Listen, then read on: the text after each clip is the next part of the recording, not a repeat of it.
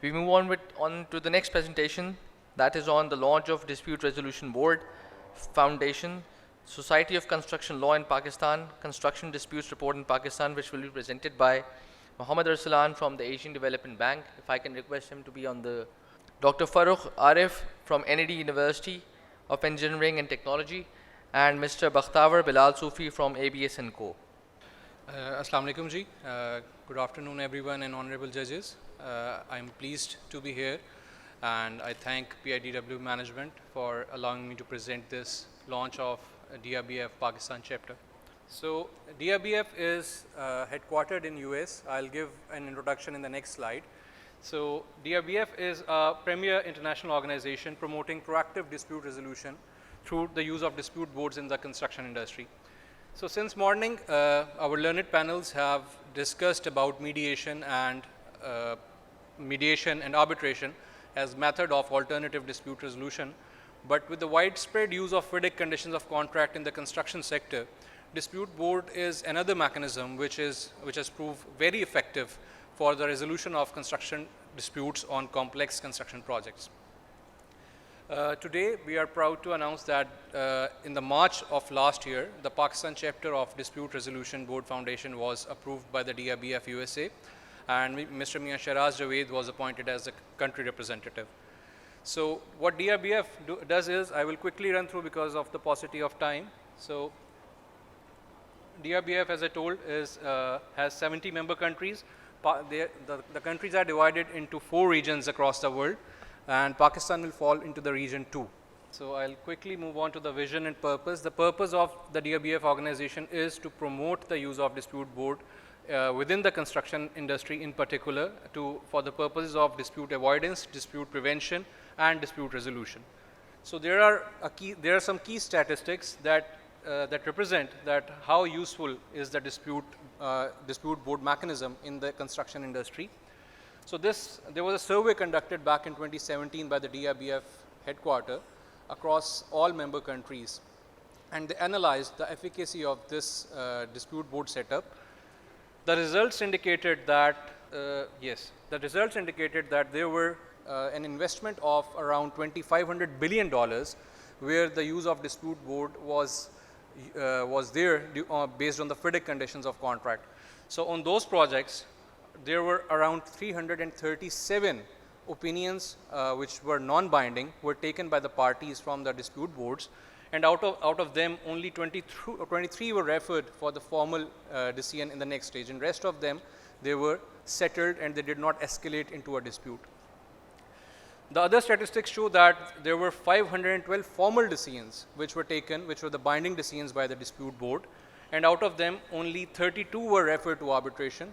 Rest of all were implemented, and out of those 32, only 7 were overturned in the arbitration stage. So this is how effective dispute board is as a method of dispute resolution in the construction industry.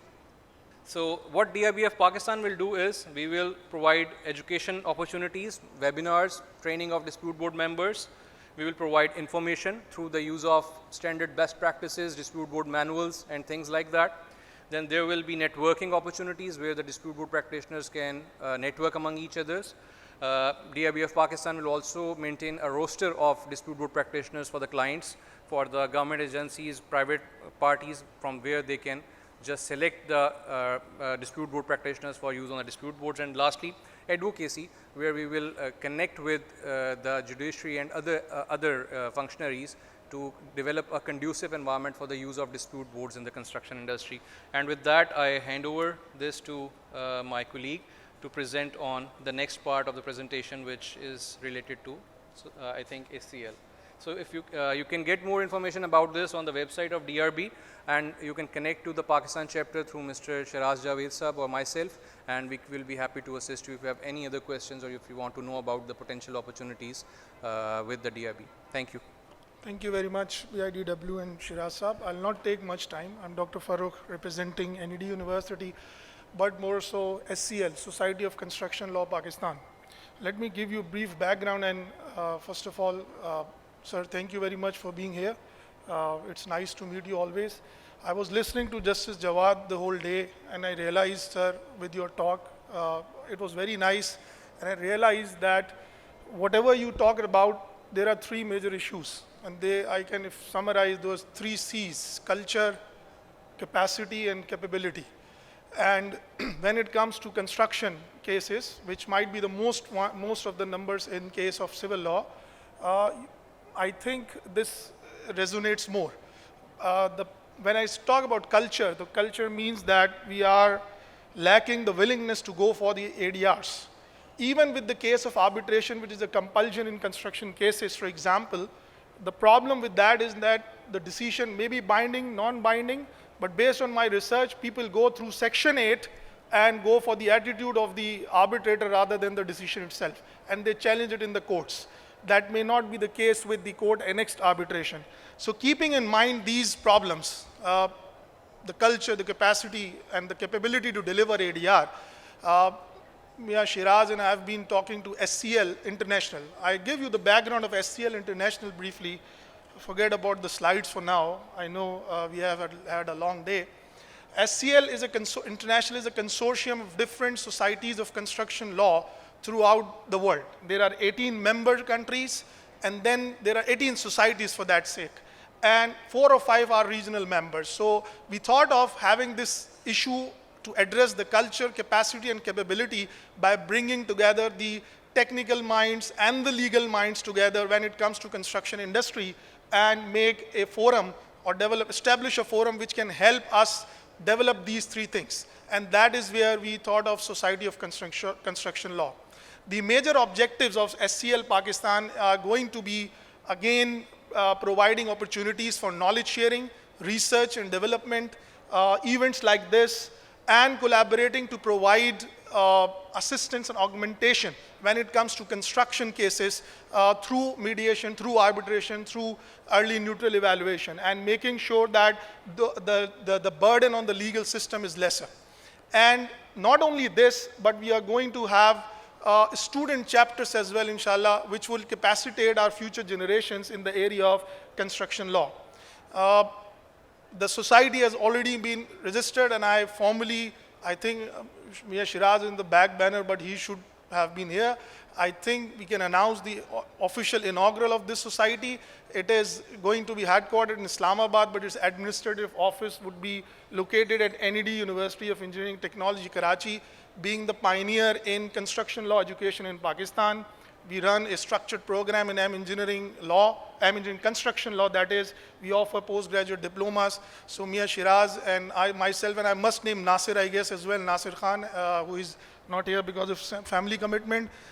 Myself and Shiraz are the founding member of that, and will inshallah be soon bringing in the whole fraternity of construction people, the companies, and the legal minds, and construction law minds, just like Shiraz, who actually happened to be a civil engineer. Many of you may know or may not know, and we will try to lessen the burden on from that aspect. So thank you very much for listening to me, and I hope we can contribute towards that part, that is 3 C's. Thank you. Thank you very much. Good evening, everybody. I understand it's been a terribly long day and people are probably looking at their watches. I've already been asked by the organizers to keep my presentation very brief. I will only be presenting the Pakistan Construction Disputes Report and sharing the salient features of that report with the audience today. This is an opportunity to highlight an incredible work that MK Consultants undertook in 2022, where they collected data and carried out a survey from more than 500 different stakeholders across the construction industry to identify the main reasons and causes of disputes in construction contracts. This report, which is with the first edition of the report, was launched in 2022. That's when it first came out, and the data for the 2024 edition has already been compiled, and it will be uploaded on the website very shortly. The report, as I've just mentioned, identifies the main causes of disputes in Pakistan, and it is very important for construction practitioners to understand what those reasons are, because we often rely on anecdotal evidence and stories to understand and narrate how and why disputes are arising in Pakistan, especially in the construction industry, but we never care to study the actual numbers that are there behind these disputes.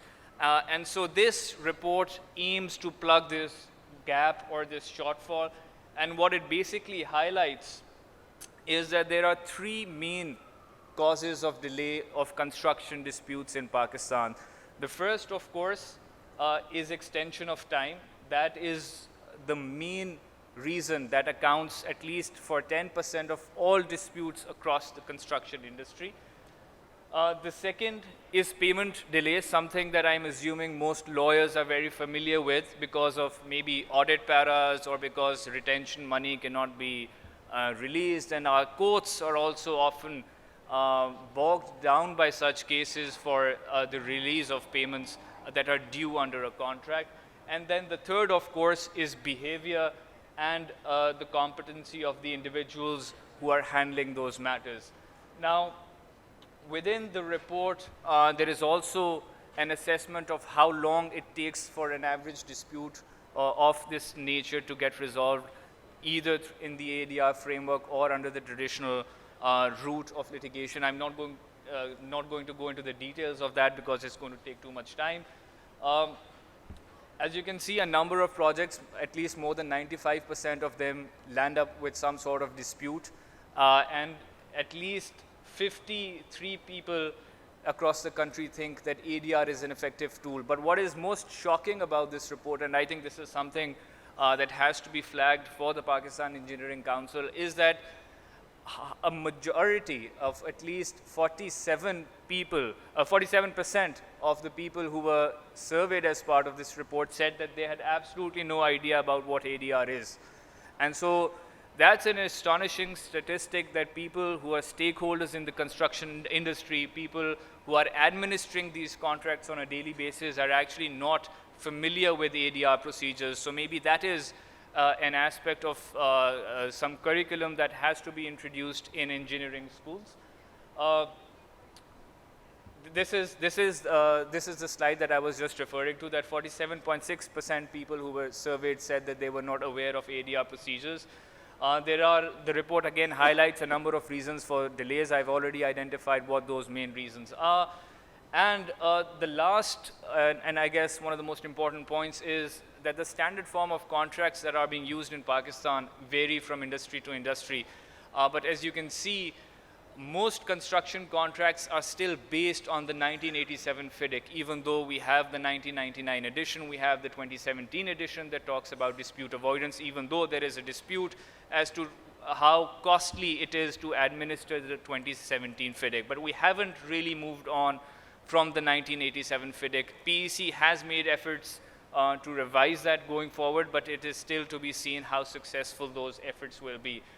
So with that, I would like to thank everyone, and especially the participants and the contributors who participated in this report. I will encourage everyone to go to the website at pcdr.pk and get a copy of the report, because it's based on actual data and actual surveys that MK consultants and other contributors have actually conducted. So thanks a lot. Thank you very much.